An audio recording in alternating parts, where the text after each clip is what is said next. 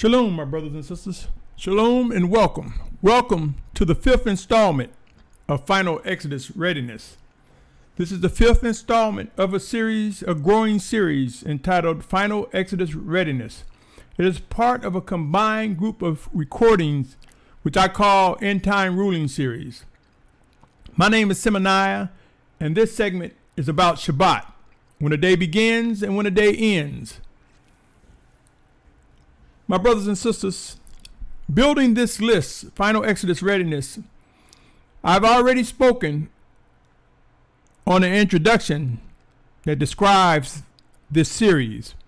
And I talked about individual identity, who we are. Are we a child of the Most High Father? Who are we? Are we a set-apart child? Are we among the set-apart children?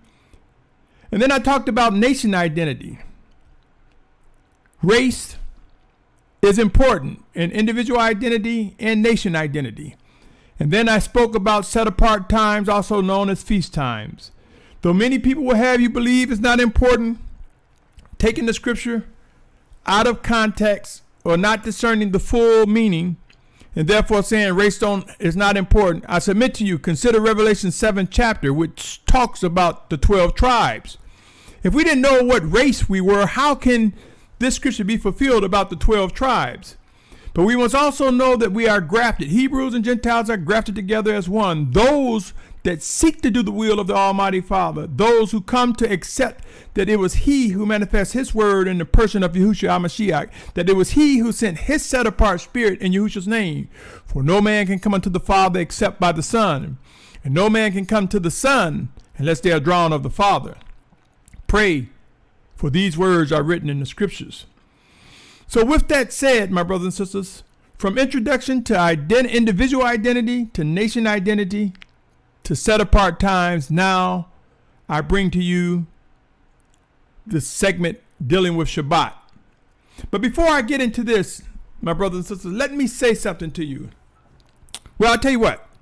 Let me read, first of all, Shabbat, the commandment that was given by the Most High Father regarding Shabbat in Exodus chapter 20, verses 8 through 11.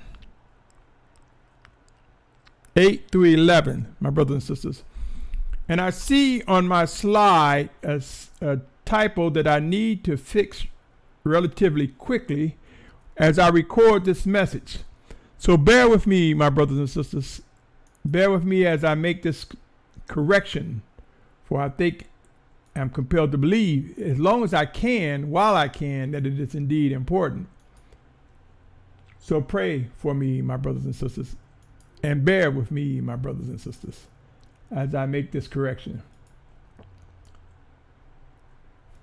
Exodus chapter 20, verses 8 through 11. It reads as follows: Remember the Sabbath day to set it apart. My brothers and sisters, the word Sabbath or Shabbat means seven. Seven, that's all. It means seven. It's a count. And many people have sensationalized the word, not realizing that it simply means the seventh day rest. But it is a day that is important. It is a cycle of life that's important. And we are indeed to set that seventh day apart, Shabbat, as it is commonly known. And it goes on to say in the 9th verse, 6 days you labor and shall do all your work, but the seventh day is a Shabbat of Yahuah, your Almighty One. You do not do any work, you nor your son, nor your daughter, nor your male servant, nor your female servant, nor your cattle, nor your stranger who is within your gates. For in 6 days Yahuah made the heavens and the earth, the sea, and all that is in them, and rested the seventh day. Therefore Yahuah blessed the seventh day, or Shabbat day, and set it apart. Notice that it said that Yahuah made in 6 days and rested 7 days. So I want to emphasize, my brothers and sisters, this is Yahuah that's doing this example for us to follow as it relates to working and resting. Is it not written that He is the Aleph and the Tah, the beginning and the end? And we'll talk about that. With that opening of this commandment, that we are to guard. Do you not think it's important that we understand when we are to guard it, when we are to honor it, when we are to obey it? Let me say this, my brothers and sisters. Many of us, as we are awakened, have grown to accept and believe that there will be a final exodus before the physical return of Yahusha HaMashiach. If there's going to be a physical return, and the scripture said, how can two walk together unless they agree?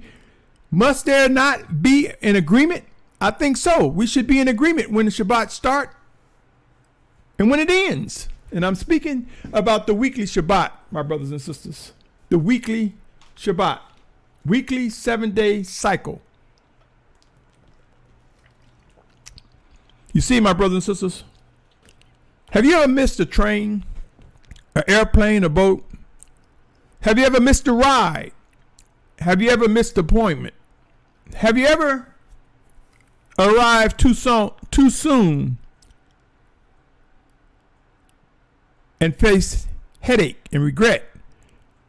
You ever made it somewhere too late and missed the opportunity? I submit to you with the final Exodus, it's important that we know when it begins and when it ends. Scriptures even emphasize in the 24th chapter of Matthew, when the Mashiach said, pray that our flight in these last days will not be in the wintertime, nor on Shabbat. Matthew 24:20. With that said, let's move on, my brothers and sisters. Let's move on. As I talk about this, let's move on to Genesis chapter 1, verse 1 through 8. Genesis chapter 1, verses 1 through 8. It reads as follows. In the beginning, the Almighty One created the heavens and earth. I'm going to read it again. In the beginning, the Almighty One created the heavens and earth. And I submit to you, he is the light. So it began with light. Then he formed the sun, then it became night, and then it became daylight, a day. Many of us forget that it started with light. Yahuah, who is the Aleph Taha, the beginning and the end. He is spiritual light, and he brings the physical light, my brothers and sisters. And I will present more on this matter as we move forward. Verse 2, Genesis chapter 1, verse 2. And the earth came to be formless and empty, and darkness was on the face of the deep, and the Spirit of the Almighty One was moving on the face of the waters. And the Almighty One said, let light come to be, and light came to be. And the Almighty One saw the light, that it was good. And the Almighty One separated the light from the darkness. He called the light day, and the darkness he called night. And there came to be evening, and there came to be morning the first day. Now consider this. If it began with him, and then he created sunlight, which is light, then it became dark, and then it became the morning, the first day. It began with him. Do not be bullied by people saying it's stupid, it's idiotic, or it's foolish to think otherwise. Do not be bullied because a person appears to be so confident, for a person can be confidently wrong and face discipline, even up to death. You see, my brothers and sisters, this is indeed a controversial element. But I say to you, bear with me and hear these words, O Yashar'al. For these are the words for those who are awakening and being drawn into the truth and drawn into unity. These are the words that help prepare us for this final exodus. Pray, my brothers and sisters.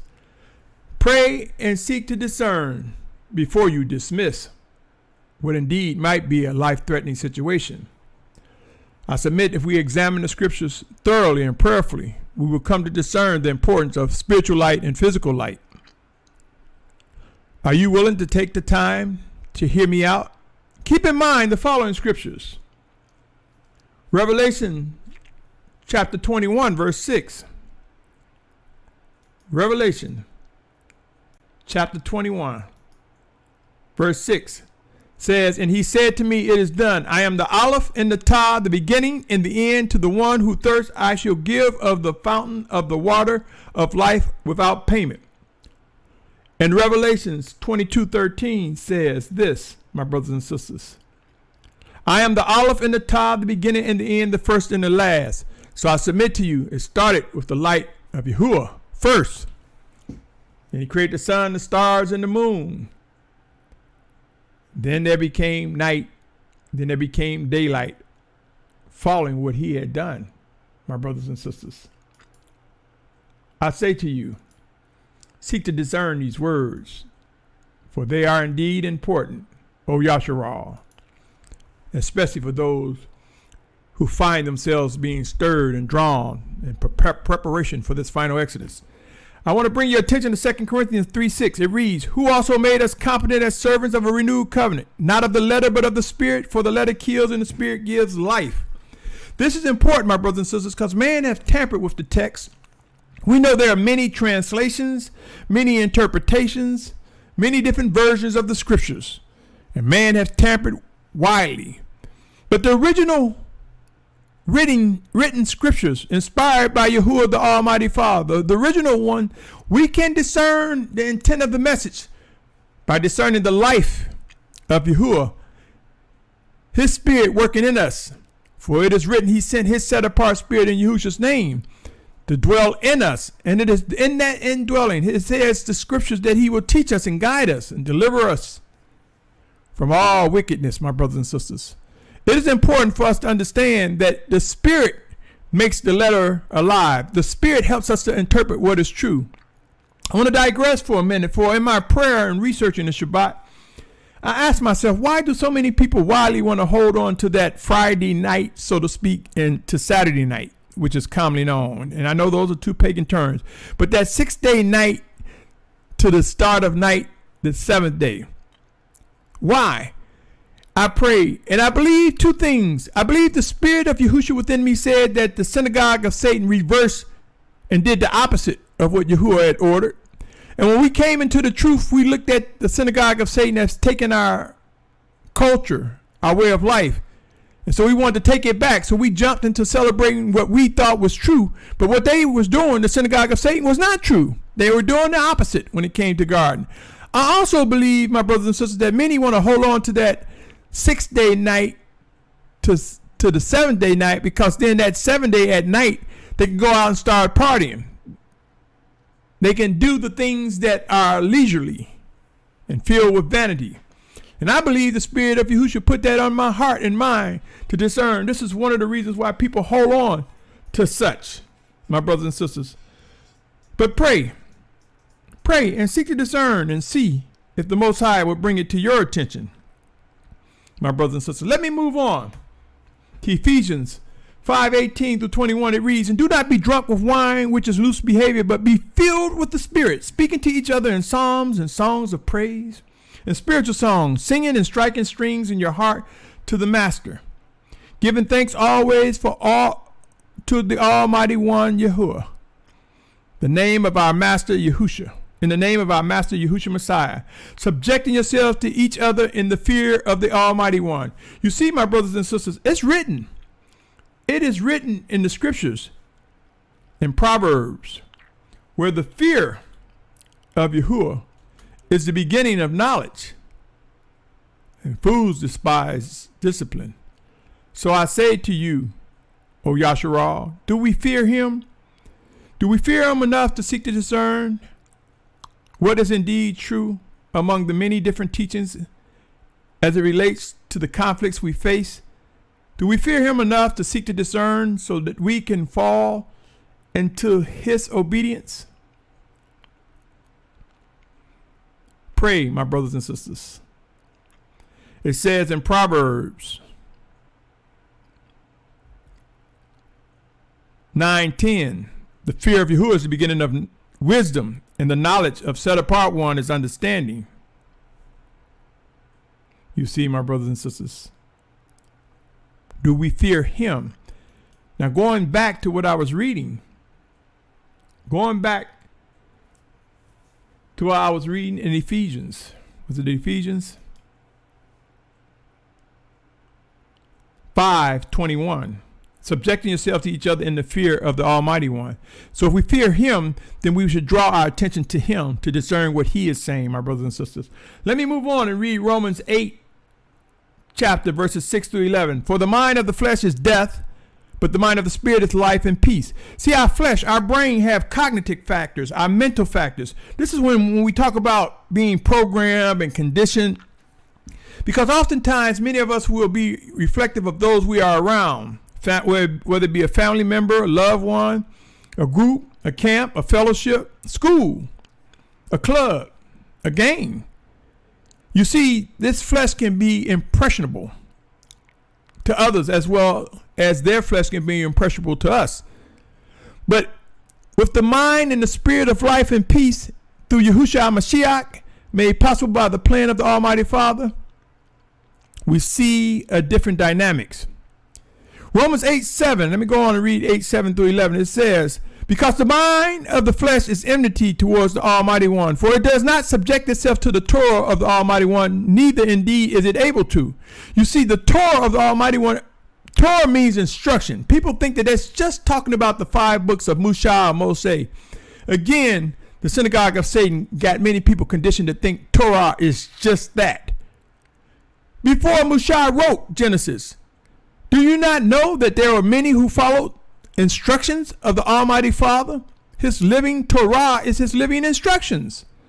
We will come to grow to know, to understand that this word that has been sensationalized erroneously to lead people to think that it's just the 5 books of Moshe actually means the living instructions from the Most High. All his living instructions. Reading on, verse 8. I'm in Romans 8th chapter, verse 8. Through 10 through 11. And those who are in the flesh are unable to please the Almighty One. So if you're trying to use your comprehension skills, your literacy skills, your ability to read and comprehend on your own without prayer and supplication, without seeking to discern him who is Almighty, there will be struggle. There will be confusion. It says those that are in the flesh are unable to please the Almighty One. But you are not in the flesh, but in the Spirit. For if indeed the Spirit of the Almighty One dwells in you, and if anyone does not have the Spirit of Messiah, this one is not his. And if Messiah is in you, the body is truly dead on account of sin, but the Spirit is life on account of righteousness. And if the Spirit of him who raised Yahusha from the dead dwells in you, he who raised Messiah from the dead shall also give life to your mortal bodies through your Spirit, through his Spirit dwelling in you. My brothers, my sisters, I am compelled to believe in order for there to be unity among those who will fulfill end time prophecies, there must be agreement among the set apart children of Yahuah. I believe and I trust that Hebrews 12th chapter, which informs us of the discipline of Yahuah, will be in full swing as end times ramp up or become more intense. I'm compelled to believe that out of extreme conditions, as described in the scriptures regarding end times, we will become humbled and made straight according to set apart instructions. I cannot stress it enough, my brothers and sisters. Regarding the interpretation of scriptures, Yashar'al will be made whole. Yashar'al, as we are humbled, we will find ourselves growing in discernment and maturing in set apartness. We will witness a rise of true chosen mores, teachers, true leaders, true spiritual leaders, true guides, led by the Spirit of Yahusha. The Spirit of Yahuah sent in Yahusha's name, directing and guiding us and helping as they are ordered, as we are ordered, to provide the words of unity, the discipline, the action, the words that bring about structure. I am compelled to believe that Yashar'al will indeed be gathered, and we will be journeying to that set apart mountain of Yahuah before the physical return of Yahusha. I am compelled to believe that that set apart mountain is currently known as Jabal al-Laws, and that this is the true Mount Sinai, which Musha received the 10 Commandments and more. With these words stated, in order for our journey to move with order and set apartness, we must agree on many things that are currently dividing us. We must agree that that division will be removed to those who are drawn. There will be corrections for those who will be in the ranks of the final Exodus, and there will be purging of those who are obstacles, undiscerning, unbelieving, rebellious. Take a moment and reflect, my brothers and sisters. Do you actually believe there can be a final Exodus with any group if there's much disagreement, much division among us? Let's move into the topic of this recording some more. Shabbat, the seventh day. Keep in mind our day-to-day work routines represent a cycle of reoccurring behaviors. I want to present some things for each of us to be mindful of as I continue with this message. The wicked one has proven to twist and distort our minds into thinking things opposite what is set apart, trying to say what is wicked is true and what is true is wicked. Pray and seek to discern. For I believe in the coming days we will discover why it's important to look at the scriptures in whole and thoroughly with a discerning mind and spirit. Currently, there are three major positions regarding Shabbat. One is the lunar cycle, measuring it according to the cycles of the moon. One is evening to evening. One is sunrise to sunset. And there's another morning to morning. Morning to morning is which I am compelled to believe is the position of correctness, the position of set apartness. I examined each of these and sought through much prayer and studying and seeking in silence to hear the voice of the Spirit of Yahuah sent in Yahusha's name on this matter. Allow me to present some critical factors. Shabbat requires acknowledgement of work cycles. There should be no disagreement, my brothers and sisters, that during the days of old there wasn't any electricity. There should be no disagreement that Hebrews were most widely agricultural people during the days of old. Didn't have electricity. Pretty much, it was the light of the sun, the moon, and the stars, and when they burned the fire. There should be no disagreement that we did much of our work during daylight hours. So every time daylight came, we began to work. So there's a cycle, there's a routine. If we pause and give it thought and prayer, don't be deceived by those that are saying, well, Yahuwah ways is not our ways. This is true. But when we're walking in obedience, our ways become Yahuwah ways if we are walking in obedience to him. So do not disregard the ways of the Most High and how he created us. If we ask any farmer now or research work patterns of farmers in times past, it would not be difficult for them to say that much of their work occurred during daylight hours. My brothers and sisters, this is critical for understanding Shabbat. We have become so accustomed to electricity that we oftentimes try to infuse today's scenario, today's work habits, with forgetting that electricity has not been around, not as we know it today in times past. We can agree that most people work during early hours of the day and throughout daylight most effectively. We should not be hard pressed to identify the work cycles and routines. If we're able to see this and see the balance of light, spiritual light and physical light, it would make it much easier for us to discern what the Most High is saying regarding guarding Shabbat, the weekly Shabbat. Consider this. True workers probably got up at the crack of day and worked while they had daylight most of the times. Consider that there was probably a pattern for each cycle of daylight. In my quest to discern the truth, I cannot stress enough, I believe the Most High have made it clear. Once we can agree on a cycle or routine of work, it should not be difficult to realize that seventh cycle, that Shabbat, that seventh day is the day of rest. Now take a moment to look in the mirror and ask yourself, are men, women, and children designed to naturally work in darkness?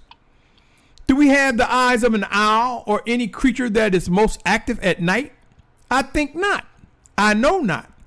Let me now present the following, and yes, this message is still about Shabbat. I read once, I want to read again, Revelations 1:8. I am the Aleph and the Tav, the beginning and the end, say Yahuwah, who is, who was, and who is to come, the Almighty. Revelation 21:6, he said, it is done. I am the Aleph and the Tav, the beginning and the end. To the one who thirsts, I should give the fountain of water of life without payment. I ask you, do we thirst for the truth? Do you think he want us scouring about as it start to get dark, trying to find water? I think not. Revelation 22:13 say, I'm the Aleph and the Tav, the beginning and the end, the first and the last. I submit to you again, in Genesis, it began with him working and him resting.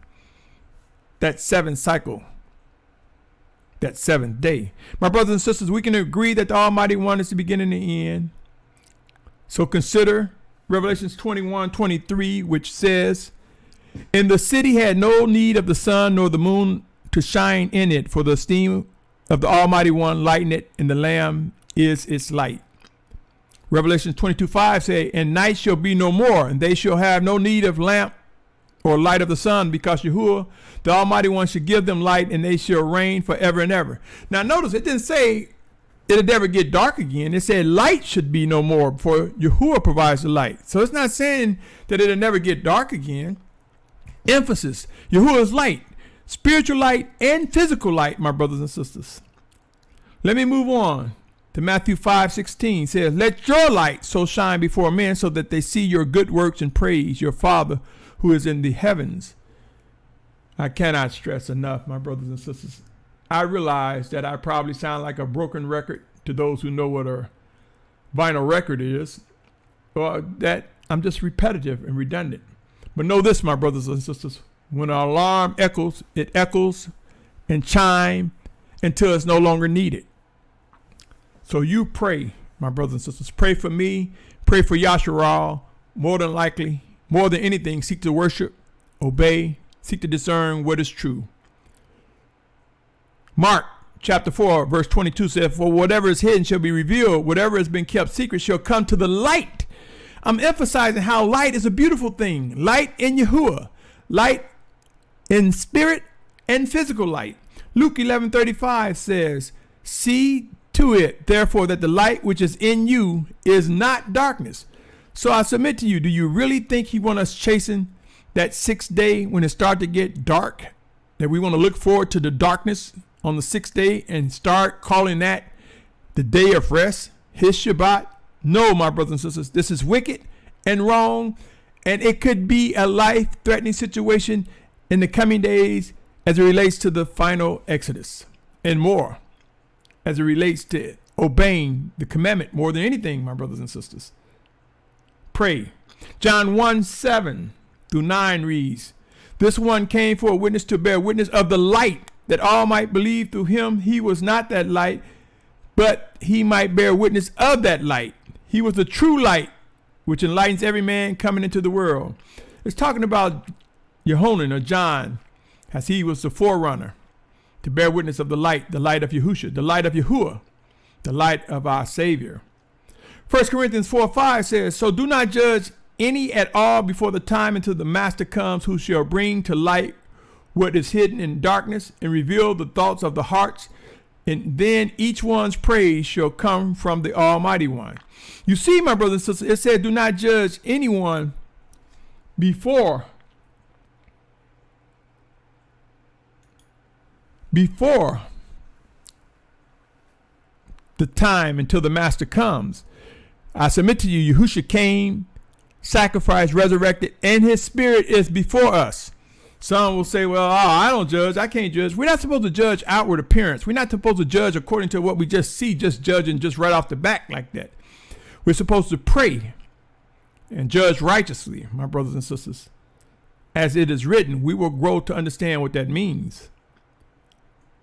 If you say you cannot judge, then how can you determine what's right or wrong? Isn't that judging? What's right, what's wrong? But we must know this according to the scriptures as they are made alive, my brothers and sisters. Moving on. 2 Corinthians 6:14 say, "Do not become unevenly yoked with unbelievers. For what partnership have righteousness and lawlessness? What fellowship has light with darkness?" Again, the importance of light. Ephesians 5:8-10 says, "For you were once darkness, but now you are light in the Master. Walk as children of light, for the fruit of the Spirit is in all goodness and righteousness and truth, proving what is well pleasing to the Master." I cannot stress this enough, my brothers and sisters, the importance of knowing where light plays a role in guarding the Shabbat. Now consider this: individuals who take on the positions that I just mentioned regarding chasing after the lunar Shabbat, or the evening that I mentioned earlier, rather. Do you really think that they're supporting and promoting being children of the light? Consider when you go to sleep.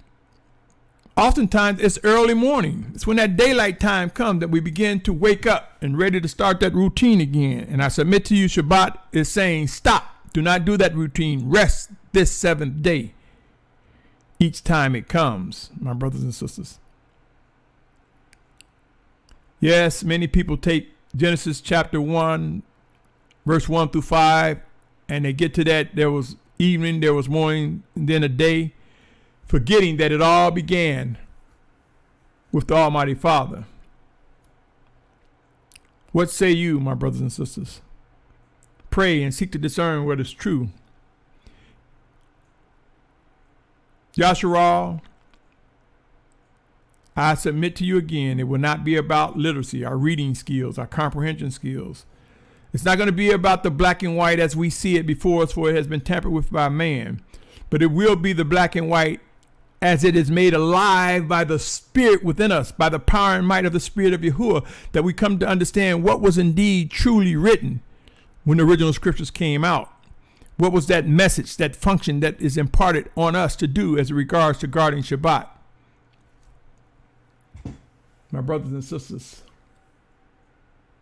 seek out the scriptures. Seek to discern. Seek to understand. Seek to know. Good intentions are not always set apart intentions. Remember, the Most High has in times past proven those who are his leaders, and he have removed obstacles from those that are disbelieving, or should I say face unbelief, those who rebel, those who fight, those who are confidently wrong. We will either be refined and brought into the truth or removed. And in some cases, there were times where removal meant death, my brothers and sisters. Whatever is necessary to bring us to be humble and yield to the truth, he will make it happen. Remember, Deuteronomy 8:8 say, man cannot live by bread alone, but every word that proceeds out of the mouth of Yahuah. So it's by his word that he can make it happen. If you doubt that he have indeed removed obstacles up to death, consider the 16th chapter of Numbers. Consider when the earth opened and swallowed those who rebelled against the leadership of Yahuah. Do we want to be in such a situation similar? Be encouraged, my brothers and sisters, throughout all the noise, throughout all the confusion, through all the different interpretations of scriptures, throughout everyone taking a different stand and sounding confident, throughout all the bullying where people saying it's an idiot who thinks it is different, it's a fool, that's stupid, or just trying to bully you into believing that Shabbat is something other than morning to morning. Do not be intimidated by such words. Know this, that deliverance comes, that truth comes to those who seek the Most High. Truth comes to those who will fulfill the final Exodus. Truth comes to those who will grow into unity as an awakened and set apart nation. My prayer for Yashar'al, my prayer for you is that you're growing in wisdom, that each of us are growing in wisdom, that we're growing in discernment, and that we're able to rightly divide, rightly interpret the scriptures, rightly identify his chosen mores, his chosen teachers, his chosen leaders, his chosen messengers. My prayer is that we establish a ready mind to receive what is indeed true. Trust in his words, my brothers and sisters. Trust and believe. End times are here. Our redemption draws near. And stay tuned as I continue to present details regarding Final Exodus Readiness, preparing, getting ready for that final Exodus, my brothers and sisters. Time will prove there can only be one position when it comes to guarding the weekly Shabbat. There can be only one position of belief that is correct. So choose your side wisely. Our very lives may depend on it. Until next time, my name is Symmanayah, and these are the words I'm compelled to present to an awakening nation. Shalom. Shalom. Shalom.